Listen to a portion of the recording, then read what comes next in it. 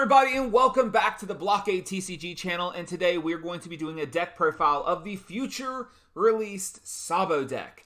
Sabo is going to be in set 5 of the One Piece booster boxes, and of course Japan is getting that like August 28th, so they're going to be playing these very soon. And of course, I will not get to play this here in the US until like November or December. But today we're going to talk about this deck real quick. We're going to go through how the deck play, like the deck profile of itself, and then we're going to jump into some games and talk about how those went and how to play this deck. So to start off with, let's talk about Sabo himself. Sabo's ability is if you put 1 Dawn on him during your opponent's turn, once per turn, you can save a character from being KO'd that is 5,000 power or more by taking 1,000 from its attack. So basically a one-off save for almost everything that you run in this deck. Obviously, characters that are below 5,000 are not protected, but those aren't necessarily what you're wanting to keep alive. You're wanting to keep your blockers and your high-powered attack people. So this includes ability KOs as well as the attacks of opponents. So I'm running... To start off with the rest of the deck, I'm running 2 Monkey D. Luffys. That's just a personal choice. I like the ability to play him and just add 2 Rested Dawn to him and then swing for 5 with him. That gives me a lot of ability to just keep playing him properly and just having an extra 5k on my turn to attack my opponents. So plus he's also a 1,000 counter. If I don't want to play him, I can at least use him for that. I'm running 4 Rush Zoros. This is easy to explain. He's 3-drop, literally can be summoned on your second turn. He's Rush. He can attack immediately from summoning him. I have to have 4 of him in the deck.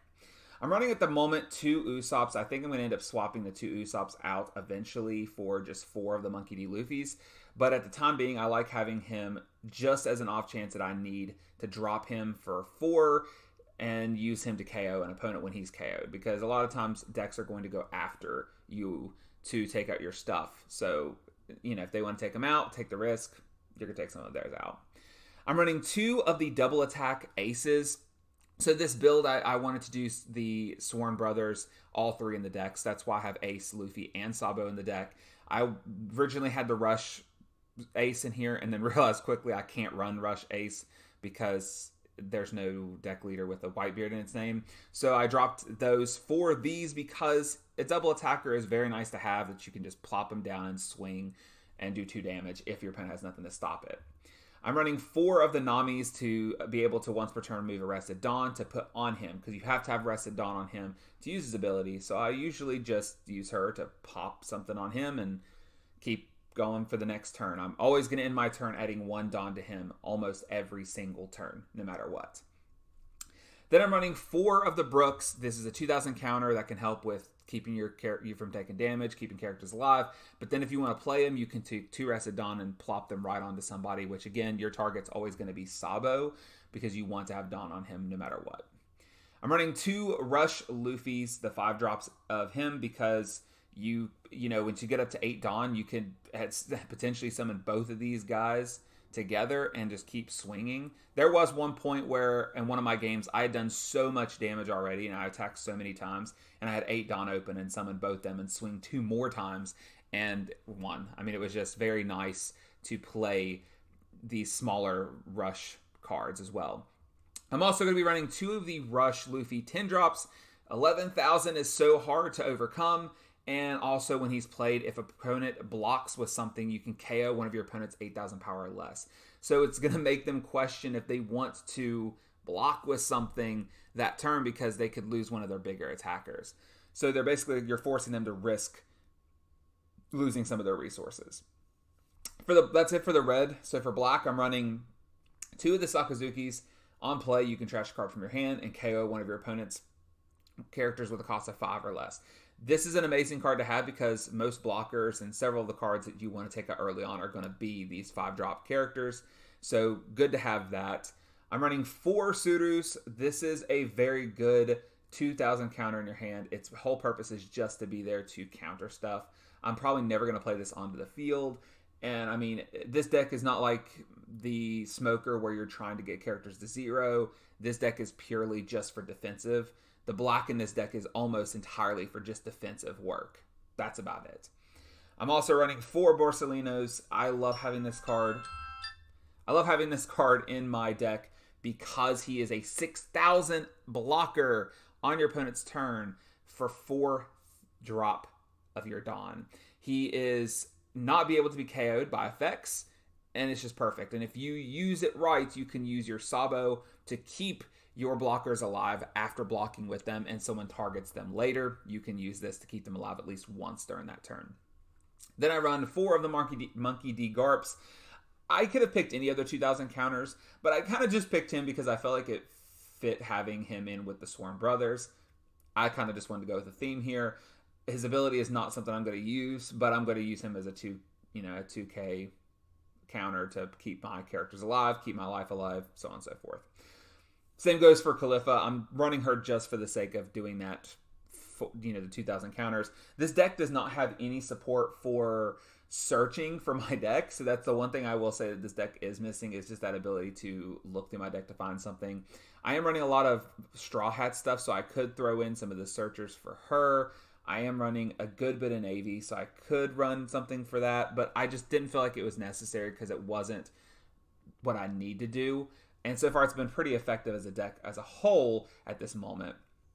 And then, of course, I'm running 3 of the Sabos. I'm probably going to bump this up to 4 and probably drop 1 of the Usops for 4th one of him and 3 of him instead of these 2. That's probably the change that's going to happen. But Sabo is such a good blocker. He's 6,000 on play. You can trash 2 cards, draw 2 cards, and then you can keep all your characters from being KO'd until the start of your next turn. So basically, you get a whole turn of protection from abilities and stuff like that. So not attacks, but with him on the field and him, you can kind of keep everything alive. Then, of course, I'm going to be running 2 of the Gum Gum Red Hawks, plus 4,000 to a character, then KO up to 4,000 power or less character. Gotta love the ability to KO stuff. Radical Beam, only 1 of it this time because we don't know what the format's going to look like in set 5, but I'm going with the theory that it's probably going to still be down to 1. And again, it's 4,000 if you have 2,000 or 2 life left. You got Guard Point. I'm running 2 of.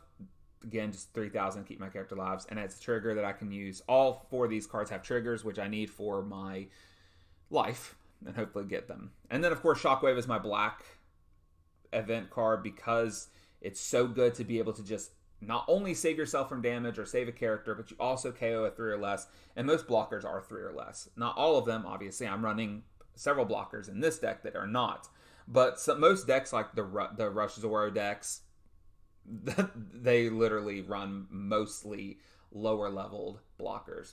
So, but that is the deck. I think this red and black is very terrifying together, and I'm excited for this to come out. And a lot of this stuff, by the time this set comes out, set 5, everything here should be available. This comes out in set 4, and this comes out in the starter deck, and everything else you see here is already out. So it's going to be possible to build this deck really soon. But let's go into a couple of games I played and just discuss how they went and the plays that I did and how I could have done it differently. All right, guys. So this is my very first match that I'm going to be showing you guys. So I'm facing against a Nami in this deck for this versus match. And of course, at the very beginning, not much is going on. We don't have anything to summon for a good bit, so we're just kind of swinging at each other. So the first play that I'm going to make against Nami is playing out the Rush Luffy, leaving me with 3 open, and you're going to see here I'm going to put 1 Dawn on him and swing. That is going to happen just about every single time because you're going to want to keep yourself to allow yourself to keep a character alive. Because see, he's going to swing at him. I'm going to use Sabo's effect. And this guy, of course, does not know what's going on. It takes a minute to understand what happened and then swings again.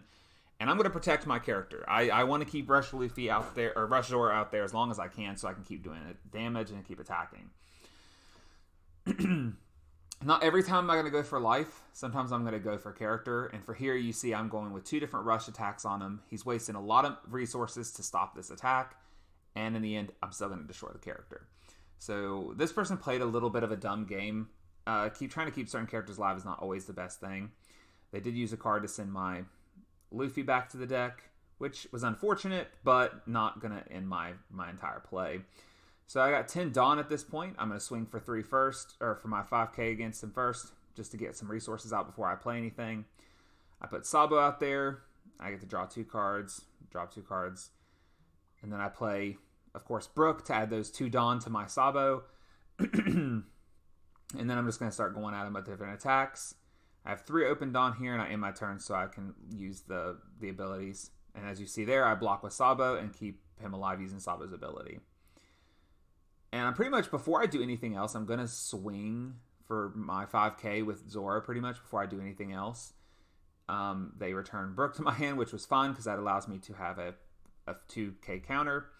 I have now 2 Zoros out, swinging different ones, and I have 2 blockers out. So these 2 blockers are going to keep me going for a good bit, especially with Sabo's ability. So for Nami, if you all have never played Nami, her whole purpose is to try and deck out.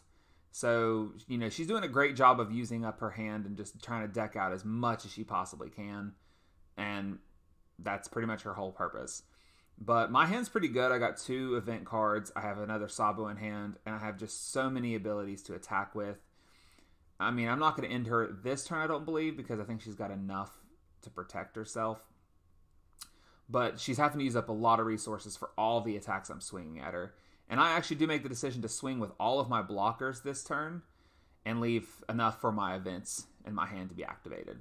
Now, sometimes that's not a good decision to make. That's actually really stupid to just summon out your blockers like that and attack with them. But I kind of had the feeling that she wasn't going to be able to stop me after I did what I needed to do. Like you see there, I was able to keep myself alive there and not take the damage, and she gave up. So then moving on to the second match, we're facing a Black Luffy deck, which is coming out, which is already out now here in the US. This first match, first turn, I put out Nami, which is a good decision, and immediately gets destroyed. It was a good thing to put her out there first, no matter what. So, but I had a second Nami, so I played my second Nami and used her ability to get me that 1 extra Dawn.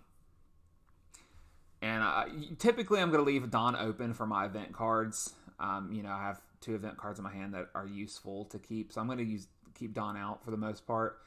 And I'm not always going to, take attacks. I'm going to use some of the 2k counters. But if you can tell by playing this deck, I have a lot of different options when it comes to what I can do. And, with Zoro and Rush Luffy, I just have such a good ability to just keep going for attacks. And keeping my characters alive is a very important aspect of this play style, and Sabo does a great job. His ability is so good at keeping characters alive. And as you can see there, at that time I decided to use the counter instead of using the ability because I didn't know if he was saving Dawn for something else. And you got options. You can use cards in your hand or you can use whatever. And then there, of course, I used her ability to put 2 on Luffy to give him the no blocker ability. So he wouldn't be able to use his blocker, which he didn't use at all that time around, which I'm kind of unsure why. He took a lot of unnecessary damage during this fight, but he does have a good bit of defenses for himself. And of course, Kobe used his ability to destroy my Zoro, but thanks to Sabo's effect, stopped it. And he gave up. He got mad over the abilities, which is understandable. He couldn't destroy anything and kept going. And then here we're facing the new starter deck 10 Luffy, which starts with 3 life, I think, which is not a lot of life to start off with. And this one, again, he just takes a lot of damage so unnecessarily. And I felt like he was trying to get his hand up to do something, but I just don't know quite sure what he was trying to go for in doing as much damage as he was taking when he only has 3 life. But this version of Sabo is so aggressive. As you can see, I am constantly going against him with Rush, and my event cards are keeping things alive. My abilities are keeping me alive. I'm becoming such a nuisance that they don't really know what they want to do first. I will say he did get a good amount of blockers during this time frame, but thanks to Luffy's effect, I can just skip over the block, which is nice. And again, I'm always leaving 1 Dawn open to put on Sabo to keep characters alive for the next turn. Now, obviously, I can't protect all 3 of my characters, but I'm going to do my best. I will say, even though he took a lot of unnecessary damage, he was able to get a lot of stuff out real quick. And here I did make a big decision to keep characters alive by just taking, throwing cards out. And he gave up immediately. So, all right, everybody, that is the end of the deck profile and the games that I played. All 3 games I played did not finish completely because all 3 opponents gave up because they did not like facing Sabo. He is a very frustrating deck to go up against, especially when he has the ability to keep blockers alive, keep your attackers alive, and just not really worry so much, at least once per turn. Most times, you have to be kind of cautious about who you're going to protect. Obviously, I'm going to use my blockers to block certain attacks, and then I'm going to use the ability of Sabo to keep my blocker from dying. But this deck is just meant to stay alive until you get so much out in the field that you are just overwhelmingly taking your opponent over. Most of the time, I did not get any of my aces, which was kind of unfortunate. I would like to have had ace there to have that threat of double attack, but I didn't necessarily need him at times. And I also didn't get any of my 11-drop Luffys, or my 10-drop Luffys, not 11-drop, my 11,000 Luffys. So I didn't get many of them out on my field, so that sucks, but it's okay. I mean, I still played very well. But just overall, this deck is a nuisance. I know it's going to be obnoxious to face against, and I'm liking that about it. So if you do enjoy this video, guys, I'd appreciate you giving this video a like and comment below what you think of Sabo. I will say I did play a game where I didn't get to record it, but I played a game against a Doflamingo, which is the purple-green, and that deck went very, very long up against it. I mean, it was very close. We ended with both not having life, and it was just down to the wire that I lost. But this deck held its own up against Doflamingo, which I think is probably one of the best decks that's coming out in set 4. And I was very impressed with how this deck handled itself up against that kind of opponent. So this deck's really good. I'm excited. So tell me what you think of this deck. Tell me what you're excited about when it comes to set 5. What deck leader you plan on running. And of course, subscribe to the channel because we got One Piece video content every single week.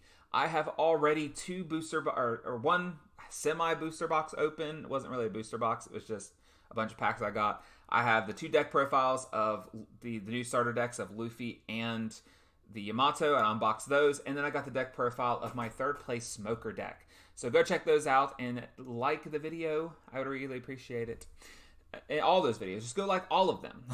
But thanks for watching. I'll see you guys next time. Have a good rest of your week. And I will see you guys when I'm back on here with another video. See ya.